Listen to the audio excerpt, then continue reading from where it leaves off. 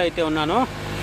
యాక్చువల్గా రిటర్న్ అయితే వెళ్తున్నాను. రిటర్న్ వెళ్ళేటప్పుడు ఇక్కడ మీరు చూడొచ్చు ఎంత ఎండగా ఉంది చూడండి. అసలు చాలా ఎండగా ఉంది, చాలా అంటే చాలా ఎండగా ఉంది.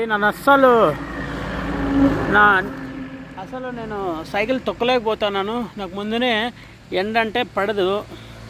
ఎండలో నేను మ్యాక్సిమం ట్రావెలింగ్ చేయను. ఎక్కడైనా ట్రావెల్ చేసినప్పుడు కూడా అంతే ఎండ ఎక్కడైనా ఉందంటే నేను అస్సలు ట్రావెల్ చేయను.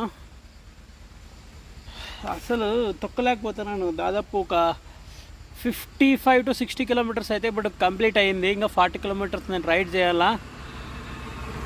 చాలా ఎండ ఉంటే ఇక్కడ ఏదో ఒక తోట ఉంటే చూస్తున్నారు కదా, ఒక్క తోట, ఏదో ఈ చుట్టూ ఒక్క తోట చాలా చల్లగా ఉంటే ఇక్కడ కొద్దిసేపు రెస్ట్ తీసుకొని పోదామని చెప్పేసి నేను ఇక్కడ కూర్చున్నాను.